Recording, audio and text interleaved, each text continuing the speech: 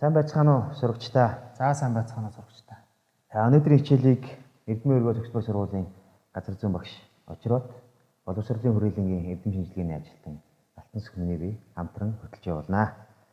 За өнөөдөр гадаа цаг агаар ямар байна? Эндээс хоёулаа хичээл эхлэе тийм. За өнөөдөр цаг агаар маш сайхан тогтун сайхан байна. Тэгэхээр өнөөдрийн хичээлийн сэдэв маань бол цаг агаарыг шинжих уламжлалт аргуудын талаар бид бүхэн үзэх нэ. За цаг агаарын мэдлэг ойлголтын талаар манай сурагчид маань өмнөх одоо мэдлэг ойлголтыг нэмэх шүү.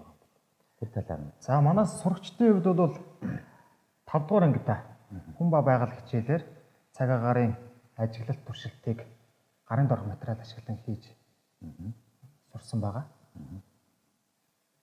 За тэгээд энэ одоо гарын дорх материал ашигласан туршилтуудыг нь би танилцуулъя. За эхнийх нь бол салхины зүгчийг хэмжих багаж хийсэн байгаа. Гарын дорх материал ашиглаад. За дараа нь салхины хурд хэмжих багажийг гарын дорх материал ашиглан хийсэн байна. За кардонын цаас, за 0 утас, за мөн тестиг бөмбөгийг ашиглаж хийсэн байна. За дараагийн туршилтын багаж бол агаарын даралт хэмжих багажийг хийсэн байна. За энийг хийхдээ бол мөн нэг удаагийн аяга, за шаар, за урт модон савх, за цаас зэргийг ашиглаж хийсэн байна. За дараа нь үйлчлэлийг тодорхойлох багажийг хийсэн байна. Хурд тунцыг хэмжих багаж гэдэг эдгээрийг одоо хийж цаг агаарын туршилт ажиглалтыг хийж сурсан байна. Эндээс нэг юм тодруулъя. Хүүхдүүд маань гарын доорх материалаар ингээ ашиглаад цаг агаарын одоо үзэгдлүүдийг ингээ хэмжиж байна тийм.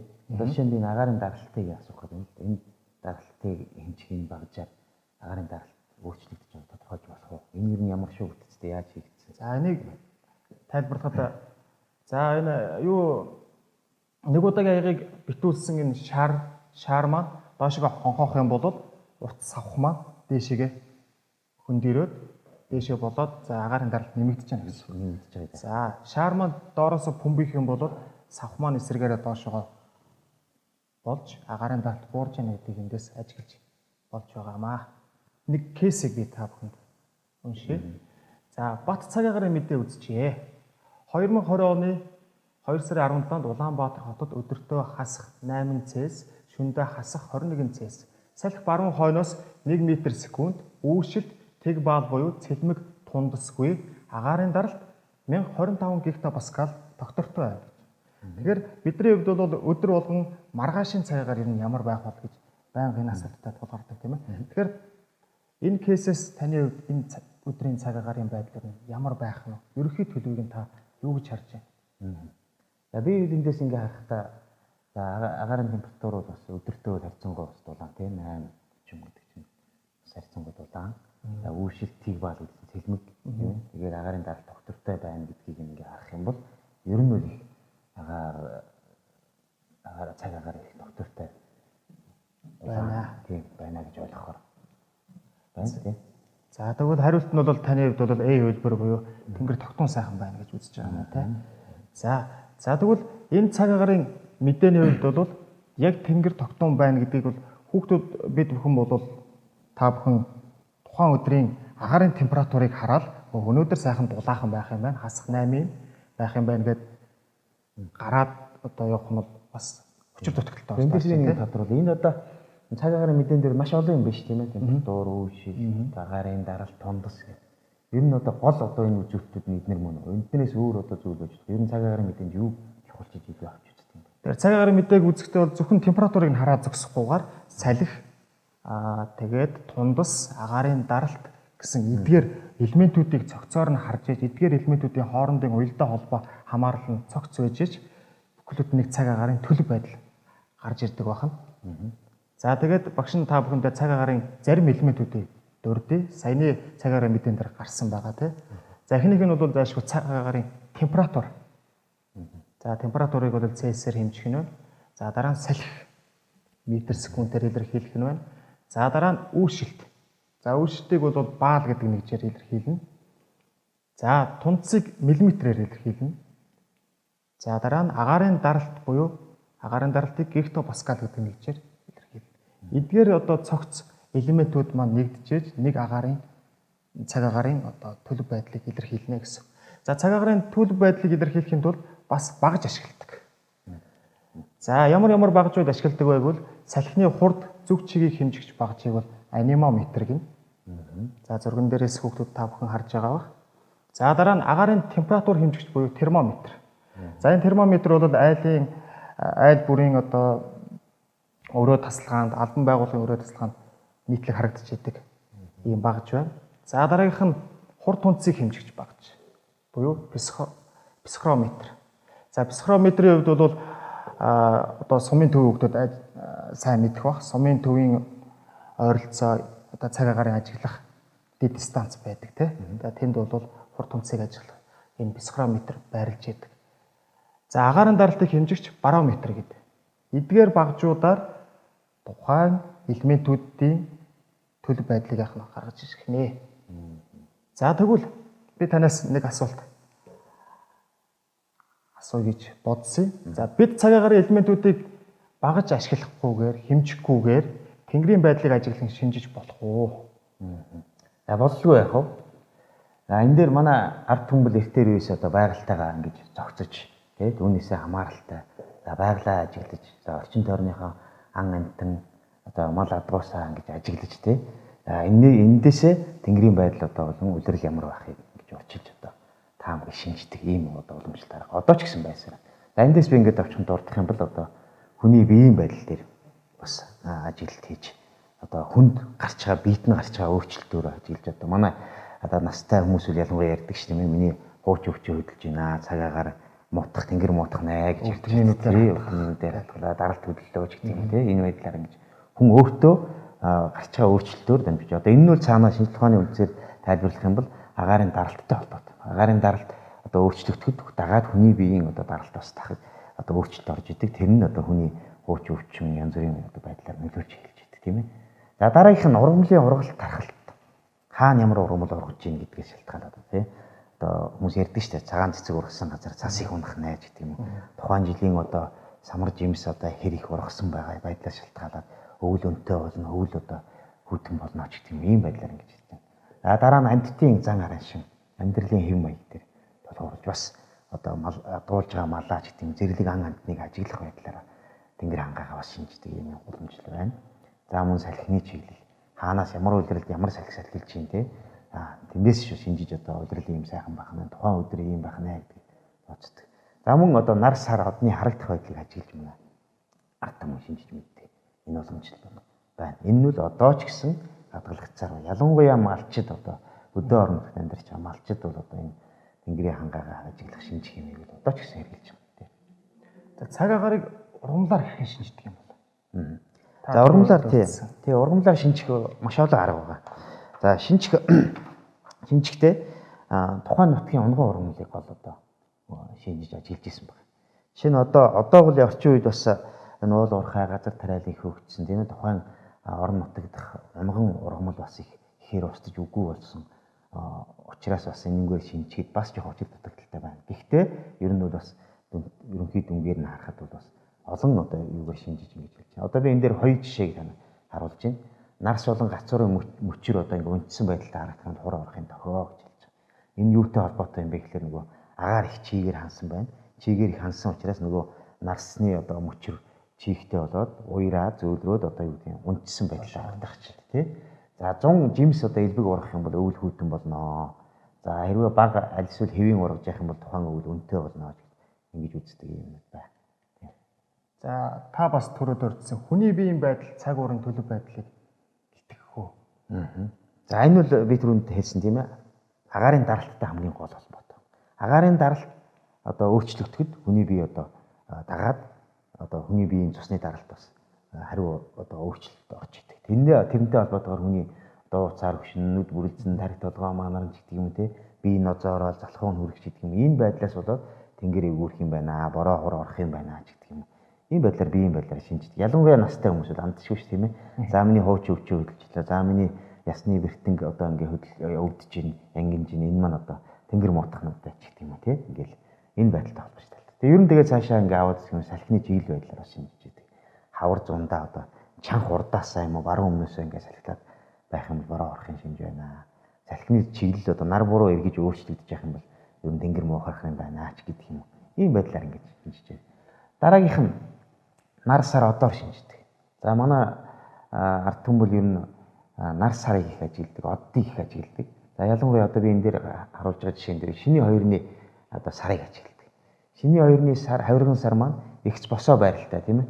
Байралтай байгаа тохиолдолд одоо цагаагаар ирэх сарын цагаагаар одоо сайхан байх юм байна ч гэх юм тий. Эсвэргээрээ шиний 2-ны сар маань дээшээ харсан байдалтай. За хавирган сар нэм огцсон юм хавиргалсан байх юм бол дараагийн сарын цагаагаар бас өөдлөхгүй гэж ингэ шинжиж явах шээ тий. Цаг агаарын байдлыг тэгвэл цагаан сарын үеэр шиний 2-ны сарыг ажиглаад энэ хаврын удирдалд ямар байх вэ? Гэдгийг бол бас ажиглаж харж болох. Тий. Ялангуяа одоо сар шиний эхэнд шиний 2-ны сарыг ажиглаж манай одоо настангууд бол тий малчид бол тухайн жилийнхаа хаврынхаа өнгө цагаагаар шинжих тодорхой. Ер нь сар болгоны одоо нөгөө шинэ сар гарч идэг тий. Сар болгоны шиний 2-ны сараа ажиглаад тухайн сарынхаа цагаагаар шинжиждэг юм боломжтой. Дараагийнх нь энэ нар сар хүрээлэхэд тэнгэр мууднаа гэдэг ийм одоо ажиглалт байдаг. За энэ юутай холбоотой юм гэхээр ер нь л агаарт байгаа чигийн мөсөн тасдууд за энэ дээр одоо нар сарны гэрэл ойх энэ үзэгдлээс болоод одоо тэнгэр хангаа за хурданд сорох юм байна, хүүтрэх юм байна гэдэг ийм шинждэг боломжтой байна. За дараа нь тэнгэр үүлний шинж байдлыг ажигладаг. За бараан хар үүл гараад ирэх юм бол бороо оромж гэдэг юм те. За нимгэн цагаан үүл байх юм бол салхи хөдлөх нээж гэдэг юм уу. Уулын ороогоор манан ботонд татаад эхлэх юм бол салхи ширүүс хурд томц орно ч гэдэг юм те. Ийм байдлаар бас ажигладаг ийм юм байна. За дараагийн нэг шинжил мал амьтны дараа шингаар шинждэг. За манай монголчууд бол ялангуяа малчид бол тий одоо олон мянган жилийн туршид энэ 5 өшөө малаа адруулж ингэж тэр малынхаа үйл хөдлөлийг арын шинг ажиглаж тий тэндээсээ цагаагаараа шинждэг ийм боломжтой байсан байна. За жишээ нь одоо нохой муур цаглуулж хийтвэл тэнгэр мууднаа. За хонь өглөөгөр салхи сөрөөд хэвтчих юм бол мөн адуу бэлчээртэй таруу идээшлж байх юм бол тэнгэр сайхан болно. За болжмор одоо сөрөг сөргээрээ олон дахин нисч буух. За бие ойр орхон сэгсрээд байх юм бол хүүтрхийн шинжээ. За мөн хэрэг одоо мод чулуу хашаа орон дээр сууж одоо хуваагалах юм бол тийм намрын улирал бороо шороо шуурна өвлийн цагт бол цас орохын шинжээ гэж ингэж үзэж байгаа. Ер нь энэ мал амьтны шинжийг ажиглана гэдэг бол мал амьтан маань өөрөө хүнээс одоо юу гэдгийг харах, сонсох энэ байдал нь араа өөр. Мэдрэхүүн өндөр бай тийм.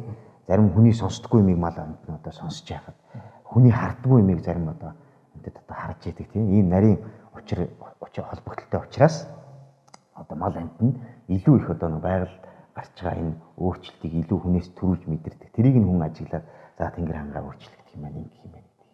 Одоо мэддэг ийм боломжтой. Монголчууд бол маш их ажигч гэрхай ард түмэн байхан те. Тэгээд энэ эрсдэс уур амьсгалтай нүүдлийн соёл иргэншилтийн ард түмний хувьд бол цаг агаар гэдэг бол маргаашийн цаг агаарын төлөв байдал, энэ удирдлын цаг агаарын төлөв байдал бол маш чухал болж таарч байна тийм ээ. За хүүхдүүдээ зургийг ажиглаад цаг агаарын төлөв байдлыг хамтдаа шинжиж. За эхний зураг. За гэрийн яндангийн утаа доошогоо бүрэх, доошогоо хургасан байдалтай байна. За дараагийн зурган дээр бол сарны одоо хүрээ татсан байна. Сарыг тойроод. За дараагийн зургийг ажиглая. За яндангийн гарах утаа эгцтэй шигэ хөөрсөн байна. За дараагийн зурган дээр бол орой нар жаргах үед тэнгэрийн хаяа улаасан байна. За тэгвэл эдгээр дөрвөн зургийг ажиглаад тухайн цаг агаарын төлөв байдал ямар байх вэ гэдгийг хүүхдүүдэд шинжиж. За багш нь ерөнхий шинжийг нь хэлье. За яндангийн утаа эгцтэйшээ хөөрөх юм бол тэнгэрийн хаяа улаах юм бол тэнгэр тогтун болохын шинж юм байна. Энийг та бүхэн хүүхдүүд та бүхэн ажиглаж харж болно. Орой нар жаргах үед тэнгэрийн хаяа ямар байна вэ? Улааж байна уу гэдгийг ажиглах нь байна. За гэрийн яндангийн утаа эгцтэйшээгээ байна уу гэдгийг нь ажиглах юм бол одоо тэнгэр сайхан болохын шинж юм байна гэж тодорхойлох нь. За яндангийн утаа доошогоо чиглэн бүргэх. За сар хүрээлэх нь тэнгэр муудахын шинж юм байна. Тэгэхээр хүүхдүүд та бүхэн эдгээр шинжүүдийг бол ажиглаж болох нэ. За дахиад нэг кейсийг багш нь уншия. Дорж орой эртлэн малаа хотлуулахын өмнө сар хүрээлсэн байхыг хараад маргаашийн цаг агаарын байдлыг шинжжээ. За доржийн шинжилснээр маргаашийн цаг агаар ямар байх бол? За багш нь хоёр хөлбөр бэлдсэн. Аад нь тэнгэр тогтун сайхан байна. Бэд нь тэнгэр тогтургүй муудах төлөвтэй байна. За сар хүрээлсэн байна тийм ээ. За таны хувьд энийг юу гэж шинжиж хэлэх вэ? За энд бол манай ард түмэн одоо монголчууд бол нар сар хүрээлхийг ер нь тэнгэр хүүтрхийн шинжээ, хор бороохийн шинжээ гэж ингэж үздэг. За энийг одоо шинжлэх ухааныхын үүднээс тайлбарлаад үзэх юм бол агаар мандлын одоо дээд өндөр хэсэгт одоо агуулгад усан тослуудыг энэ нар сарны гэрэл одоо нэвтэрч гарахдаа дифракц одоо үзэгдэл үүсгдэг. За дифракц үзэгдэл зүгээр энгийнээр тайлбарлах юм бол одоо нар сарны гэрэл маань усан тослуудыг нэвтэрч гарахдаа тодорхой хэмжээний хугаралд ордог, ойх үзэгдэл явагддаг тийм ээ. Тэндээс үүссэн гэрэл маань нэгсэндээ нар сарыг хүрээлж одоо олон өнгийн одоо туяа үүсгдэг, нэгсэндээ солонгон хүрээ үүсгдэг гэсэн үг юм тийм ээ. Энэ яадаг юм бэхлээр тухайн тэр өндөрт байгаа чигтэй агаар, хүйтэн агаар маань тодорхой хугацааны дараа доошлоод газрын гадар дээр бууж ирдэг. Тэгэхээр яадаг вэ гэхээр энэ тухайн газарт маргааш нь гэдэг юм уу хэд хоногийн дараа ч гэдэг юм уу те цаг агаар хүүтрэх юм байна гэж энэ үзэгдлийг ингээд ажиглаад ингэж хэлж байгаа ч. За мөн түрүүнд юу гарсан тийм ээ? Тэнгэрийн хаяа улаах үзэгдэл. Тэнгэрийн хаяа улаах үзэгдэл. Тэнгэрийн хаяа одоо нар жаргаж яхад тэнгэрийн хаяа улаахыг яагаад одоо маргааш цаг агаар сайхан болдог юм бэ гэдгийг багш та бүхэн самбар дээр нэг та шинжлэх ухааны тайлбарлах юм байна тийм. Товчхон тайлбарлаа авчи тийм. За би энэ дагаар мандал. За дэлхийн гадар руу хоёрыг ингэж орч. За энэ маань агаар гэж тийм ээ. За би агаарыг А ус гэж хэлж. За энэ одоо нар байна. За нарны туяа агаар мандал руу орж нэвтрэхтэй тийм ээ. За нарны туяа маань одоо улаан, ногоон, хөх гэсэн юм гурван өнгийн одоо туяа агаар мандалд орж нэвтрэхтэй тийм. Үндсэн гурван өнг одоо хийж байна. Агаар мандалд нэвтрэхтэй. За агаарт орж ирээд сарних үзэгдэл явагддаг. За сарнихтаа за өдрийн цагаар тийм ээ. Одоо хөх өнг улаан ногоон хөх хоёр нь илүү их одоо агаарт илүү их сарндаг. Тийм учраас одоо ялангуяа хөх өнгөн тийм ээ. Тийм учраас тэнгэр хөх өнгөтэй харагдаад. Нэгсэндээ нарнаас ирж байгаа гэрэл маань агаарт орж сарнихтаа хөх өнгө нь илүү их ингэж сарнж байдаг. Учраас тэнгэр цэнхэр харагддаг. Тэнгэрийн өнгө маань өөрөө цэнхэр өнгөтэй ингэж харагддаг. Тэгвэл энэ нөгөө улаан өнгө маань өөрөө одоо агаарын тодорхой одоо за урт хугацааны урт замыг одоо туулж ингэж тусдаг тийм ээ. Тийм учраас өдрийн цагаар бол тэнгэр хөх өнгөтэй харагдана. За энд байгаа хүн одоо би энд хоёр хүн харуул тийм ээ. Энд байгаа хүнд бол нар жаргаж байгаа тийм ээ. Одоо нэгсэндээ нар жаргаж байгаа үед тэнгэр улаан өнгө маань нэгсэндээ нөгөө тухайн агарыг туулж урт хугацааны энэ урт замыг туулж одоо харагдаж байгаа шүү дээ. Тэнгэрийн хаяа улаан. Тэнгэрийн хаяа нь улаан харагдана гэсэн үг тийм.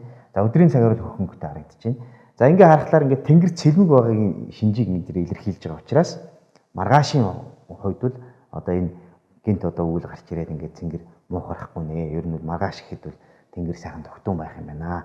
Яагаад гэвэл тэнгэрт одоо энд халахсан үйл байхгүй байна. Тийм учраас нарны тусгал маань тусгатаа тий одоо нараа ороо жаргах үедээ улаан өнгөтэй ингэж харагддаг энэ учиртай. Ийм учраас хоногийн нэг хоногийн хугацаанд бол цаг агаар нэг ахнаар тий өөрчлөлт их орохгүй тогтун байхна гэдгийг хэлж яах жишээ тий. За хүүхдүүдээ өнөөдрийн хичээлийг товчхон дүгнэх юм бол цаг агаар гэдэг бол богино хугацаанд өөрчлөгдөх агаарын төлөв байдлыг хэлнэ. Жишээ нь цагаар, хоногоор, сараар, улирлаар өөрчлөгдөж байгаа үзэгдлийг цаг агаарын өөрчлөлт гэж хэлнэ. За үүнээс гадна бид нар цаг агаарын шинжих уламжлалт аргуудыг сая ярьлаа тийм ээ. За монголчууд бол одоо хүний биеийн байдлын, ургамлын, ургал, тархалт, амьтдын зан арын шин, салхины чиглэл, нар сар одны харагдах байдал гээд маш олон зүйлийг ажиглаж нэгсэндээ маш их ажигч ярихаа ард түмэн тийм ээ. Эндээсээ ажиглаад тэнгэр цаг агаар одоо маргааш ямар байх вэ? Энэ сард ямар байх вэ? Энэ улиралд ямар байх вэ? Магадгүй бүр холыг харах юм бол энэ жилийн цаг агаар ямар шиг байх вэ гэдгийг ингэ шинжиж чаддаг юм ард түмэн гэдэг нь харагдаж байна тийм ээ. За мөн одоо ч энэ байдлыг бол одоо манай малчид энэ одоо шинжих юм уламжлалт арга бол одоо ч хүртэл хэрэгжилж байна. Шинжиж болох нь. Хүүхдүүд маань ч гэсэн зуны амралтаараа магадгүй телевиз, интернетгүй орчинд одоо өвөө эмээгэндээ мал хариулж явахдаа эдгээр шинжүүдийг ажиглаад тэгээд маргаашийнхаа цаг агаарын төлөв байдлыг бол шинжиж хэлж болох нь шүү хүүхдүүдээ. За гэрийн даалгаварт 9 эхлэх гэж юу вэ? 9 хизээ эхлэж хизээ дуусах вэ гэдгийг та бүхэн тооцоолох нь байна. За ханш нээх гэж юу вэ? Хаврын өр хизээ орох вэ? Тэнгэр муудах, тэнгэр сайхан болох шинжүүдийг хүүхдүүд та бүхэн судлаад ирэх нь байна. За ингээд анхаарал тавьсан явдалд баярлалаа хүүхдүүдээ. За анхаарал хандуулсан сурагч та бүхэндээ баярлалаа. Манай өдрийн хичээл ингээд өндөрлж байна.